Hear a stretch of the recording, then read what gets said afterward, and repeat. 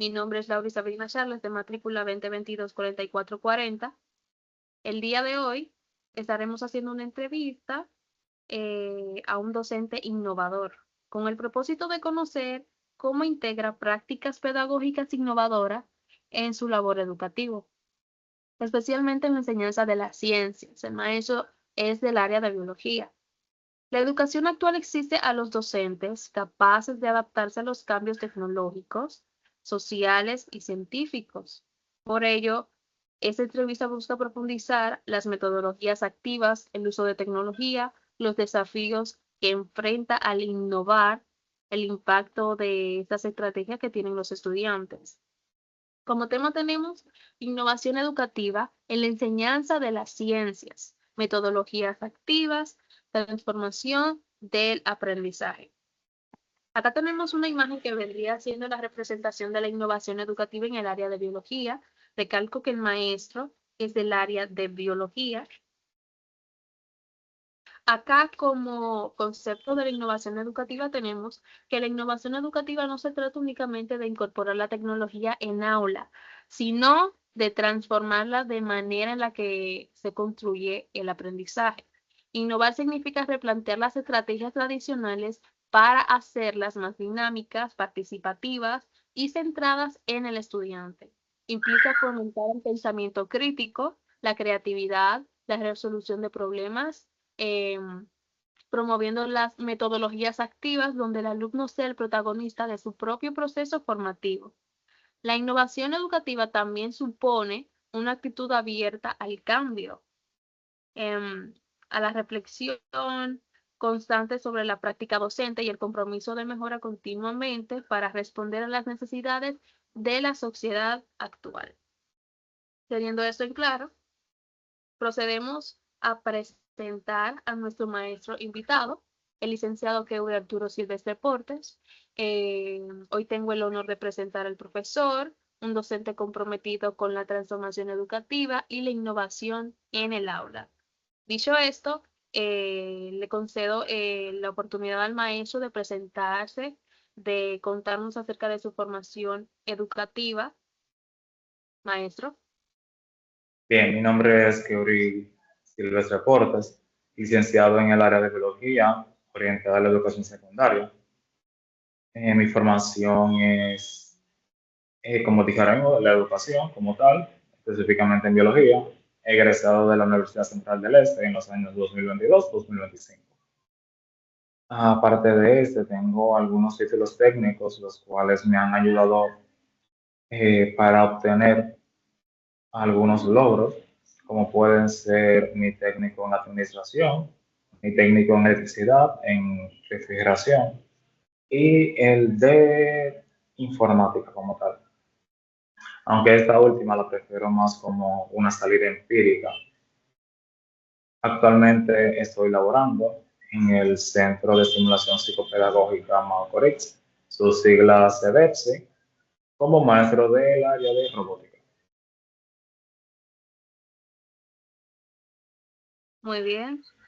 Dicho eso, procedemos con las preguntas en nuestra entrevista. Hacia el maestro.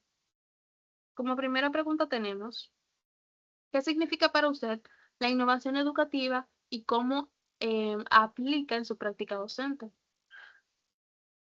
Bien, para mí la innovación educativa es simplemente utilizar recursos que nunca se habían utilizado durante el trayecto escolar de sus estudiantes para así mejorar su calidad de aprendizaje. Teniendo en cuenta, claro, que aunque el recurso es antiguo, utilizarlo por primera vez en un centro ya lo vuelve innovador realmente.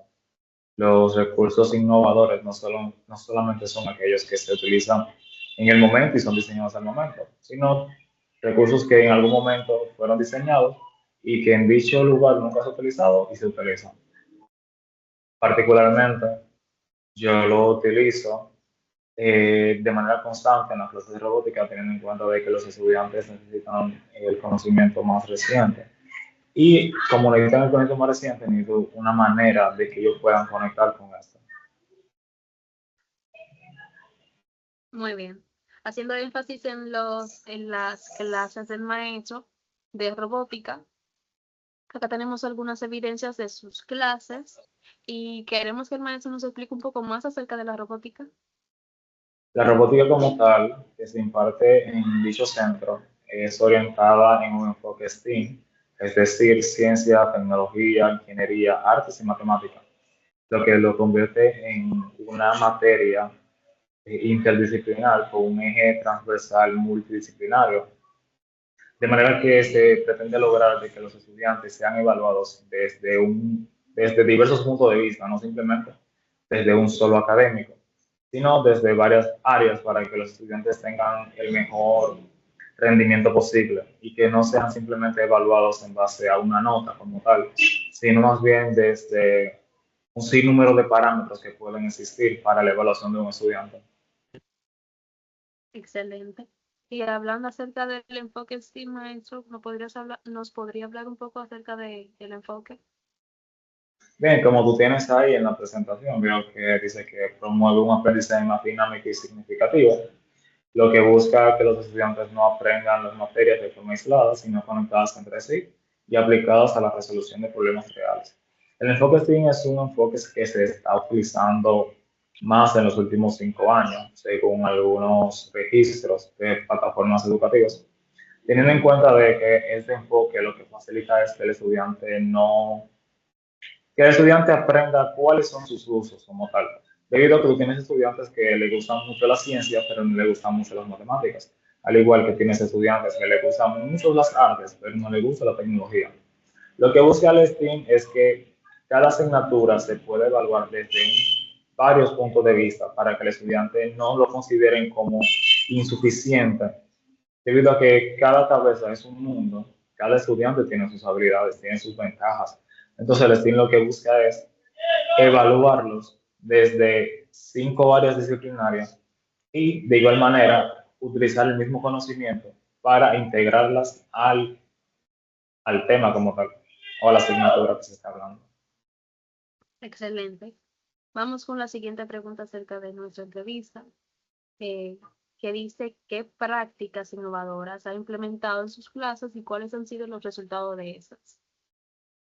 Bien, una de mis últimas innovaciones o prácticas innovadoras ha sido el uso de un metaverso para la enseñanza de la biología, para la enseñanza y aprendizaje de la biología en estudiantes de secundaria. Mi equipo y yo creamos un metaverso orientado a la estructura biocelular en células, obvio, el cual consistió de un sinnúmero de salas que permitió que los estudiantes pudieran tener libre acceso a la información, información verídica, información revisada por profesionales en el área. Y bueno, los resultados de esta fueron bastante favorables para la investigación, teniendo en cuenta de que uno de los resultados o de las comparaciones mostró un 500% de mejora entre los resultados obtenidos al inicio y los resultados obtenidos al final. Como tal, el uso del metaverso fue favorable para la enseñanza aprendizaje de esos estudiantes. Entendido. ¿Y cómo incorpora estas metodologías activas en su hora de clase? Bien, como tal, hay algunas metodologías que en las clases de robótica se aplican, como pueden ser el aprendizaje colaborativo, es decir, el aprendizaje basado en el conocimiento que tiene tú y tu compañero, teniendo en cuenta de que los grupos de robótica están conformados por 4 estudiantes de manera aleatoria. Lo que busca es que los estudiantes puedan aprender de sus compañeros, teniendo en cuenta de que la educación no se puede ya percibir o no se debería de percibir solamente como el maestro es que tiene el conocimiento absoluto de la información, sino más bien de que cada uno de los estudiantes cargan con su propio conocimiento y que entre ellos pueden lograr obtener sus respuestas. Muy bien. Y ya que es un maestro que generalmente trabaja con la tecnología actualmente, ¿de qué manera utiliza la tecnología para mejorar el aprendizaje y no solo como recurso complementario? La tecnología, en mi caso, no viene siendo un recurso complementario, viene siendo realmente el recurso principal, mientras que yo paso a ser el recurso complementario. Como dije anteriormente, cada estudiante maneja su propia información y sabe y tiene su propio conocimiento. Y mientras que con la tecnología enfocada a las clases de robótica, yo me convierto simplemente como un puente entre lo que ellos quieren saber y la información, dándole a ellos la información necesaria que ellos están requiriendo. La tecnología como tal la aplicamos cada día en clase para la investigación de algunos temas, para la programación de algunos robots, para la creación de estos mismos, teniendo en cuenta de que ya no es un uso complementario, sino como el uso principal. Y se mantiene bastante arraigada el uso de la informática o de la tecnología dentro de estas clases. Y acerca de sus estrategias, ¿cómo las adapta cuando nota que los estudiantes no están comprendiendo el contenido? Cada vez que yo entro a clase, o bueno, antes de entrar a la clase con un curso, yo mentalizo mínimo dos o tres estrategias. En caso de que alguna no funcione, yo pasaría a utilizar otra, porque teniendo en cuenta de que hay estudiantes que no aprenden con estrategias, con algunas estrategias y necesitan una otra, por así decirlo, otra estrategia que pueda ir más con la preparación o lo que ellos quieran en realidad. Siempre mantengo una estrategia alternativa para poder llegar a los conocimientos. Algunas de las estrategias alternativas pueden ser algunos videos que hablen sobre el mismo tema, pueden ser algunos juegos o gamificaciones, los cuales estén en el mismo alineamiento del tema que quiero impartir, para que ellos no se sientan simplemente como si fueran la época antigua, que era simplemente un lápiz, un cuaderno y un libro, y lo que dice el libro, eso es. Y que no había forma o no había otra solución o otra alternativa, sino lo que estaba en el libro era lo del libro. Pero ahora lo que se busca es que el estudiante tenga la oportunidad de adquirir su conocimiento de una manera más factible o que tenga la facilidad de encontrar otra solución a sus respuestas. Muy bien, maestro. ¿Y qué hace para fomentar el pensamiento crítico y la creatividad de sus estudiantes? Bien, como decía ahorita, yo simplemente soy un puente entre lo que ellos quieren saber y la información. Desde este punto, yo permito que los estudiantes jueguen con su imaginación, teniendo claro un lineamiento de lo que se va a hacer, pero dejo que ellos hagan lo que tengan que hacer ellos, sin yo intervenir. Te puedo poner el ejemplo de las clases de robótica, que, por ejemplo, si se va a armar algún robot que tenga que ver con movimiento o algo que tenga que ver con distancia, yo no, yo no me introduzco en sus espacios de creación. Yo simplemente veo desde afuera. En caso de que ellos tengan algún error minúsculo, yo pueda corregir. Pero ya cuando hablamos de temas de que tengan algún tipo de error o fallo que impida que el robot cumpla su función, yo dejo que ellos trabajen en ello y que busquen una solución en ello, sin yo intervenir. La única manera en la que yo puedo intervenir es que ya el tema sea bastante serio, como puede ser algún tipo de error de fábrica que suele pasar, teniendo en cuenta el origen de las piezas, o algún tipo de error que no le permita cumplir los objetivos planteados en práctica. Nada más si yo puedo intervenir. Después de ahí, solamente ellos pueden arreglar sus errores. Muy bien. En cuanto a las evaluaciones, ¿cómo evalúa el aprendizaje más allá de los exámenes tradicionales? Bien, para los temas de robótica e informática, yo no utilizo exámenes a página, no uso exámenes como tal. Número uno, porque no me gusta. Número dos, es poco eco-friendly realmente. Entonces, yo me mantengo cada sesión evaluándolo de manera directa, viendo cuáles son sus resultados. No lo evalúo con los mismos parámetros que evalúo a todos, sino más bien con parámetros específicos, por sesión, no por alumno. Por sesión lo evalúo con parámetros específicos, como pueden ser el trabajo en equipo, el pensamiento crítico, la lógica que yo use, principalmente para los temas de programación. Yo lo voy evaluando bajo esos mismos parámetros y sus calificaciones van desde ese punto de vista. Muy bien.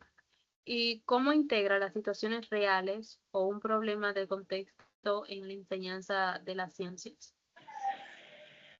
El modelo que estamos utilizando ahora mismo, el del enfoque STEAM, lo vamos trabajando con una editorial específicamente de Nética, la cual se encarga de las capacitaciones, los resultados del programa de robótica. Y bajo esta misma editorial plantea muchas problemáticas y lo que se busca es con los robots es resolver esas problemáticas.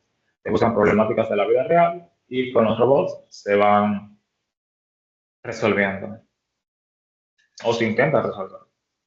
Entendido. Y en cuanto a los desafíos, ¿qué desafío ha enfrentado al intentar innovar con y cuáles son vendrían siendo los resultados superados? Algunos de los desafíos más importantes que yo me he encontrado a lo largo de mi trayectoria es la motivación de los estudiantes, independientemente de que sea un tema tecnológico o un tema de robótica como tal. Aún existen estudiantes que no se motivan a tratar de aprender con esas nuevas tecnologías. Y la forma en la que he podido superar estos obstáculos es trabajar con ellos de manera individualizada, poder explicarle y decirle, no, mira, podemos utilizar el robot para hacer esto, o la robótica se encarga de esto, y con eso podemos ayudar a esto. Por ejemplo, por ejemplo, tú en tu casa tienes un robot que te da la hora. Me preguntan, oh, ¿cuál robot me da la hora en mi casa? Porque yo no he visto ninguno. Y yo le digo, no, el reloj te da la hora. Independientemente de que no sea un robot convencional de lo que tú ves en las películas, que se mueven, tienen brazos, sigue siendo un robot porque es un mecanismo, es una maquinaria hecha a programación. No es un robot como tal en todo el sentido de la palabra, pero es lo que más asemeja.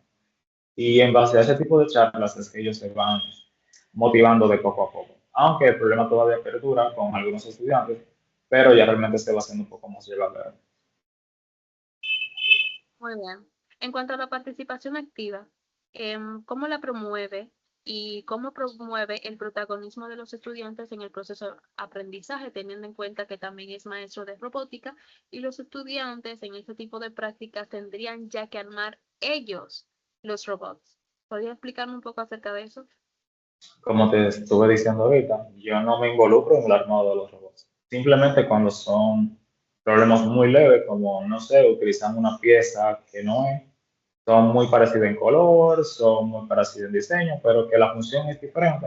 Nada más ahí yo intervengo. Debido a que si dejo que sigan armando y lleguen a un punto donde vuelvan a utilizar la pieza y sea esa la pieza que esté mal, va a tocar desconstruir todo, desarmar todo y luego volver a armar. Y ya ahí vamos a perder mucho tiempo y no va a ser nada provechoso debido a que no le va a dejar una enseñanza como tal.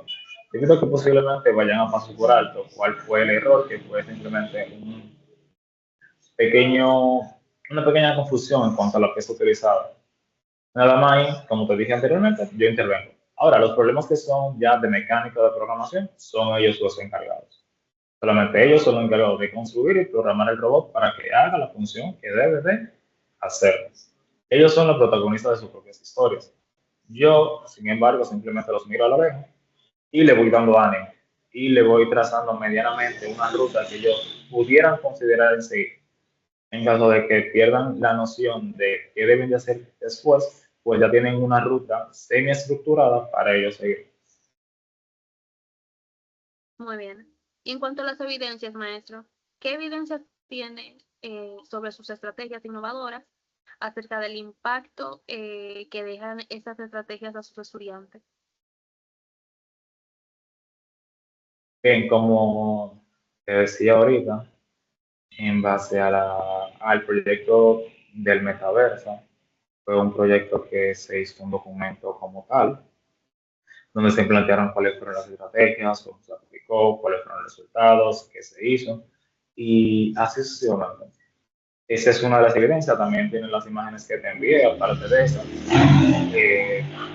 cómo ellos también te puedo enviar algunos videos de cómo ellos van armando los robots y cuáles son las ventajas de utilizarlo como tal. Te lo puedo enviar al terminar la reunión o la llamada como tal. Muy bien. Y por último, maestro, ¿cómo se mantiene actualizado en nuevas tendencias pedagógicas y en el uso de las herramientas educativas? Como soy una persona que usa mucho lo que son las redes sociales, todas por así decirlo, me mantengo siguiendo un sinnúmero de páginas, las cuales van planteando algunas de las innovaciones. También suelo visitar lo que es la página Eshelo, que cada 3 o 4 meses ellos publican los últimos artículos que se han reportado como tal. Y de ahí yo voy revisando cuáles son las tecnologías que se van utilizando de manera general y global. Esas son como mis fuentes principales. Algunas páginas de las redes sociales y Shelo, entre otras, como pueden ser Dialnet y ahora mismo no recuerdo el nombre de la otra. Muy bien, maestro. Ya para finalizar con la entrevista, queremos agradecerle sinceramente por su tiempo y por compartir sus conocimientos y experiencias en esta entrevista, por sus aportes que fueron muy valiosos para comprender la importancia de la innovación educativa en el proceso de enseñanza-aprendizaje. Les deseamos muchos éxitos en su carrera y licenciatura.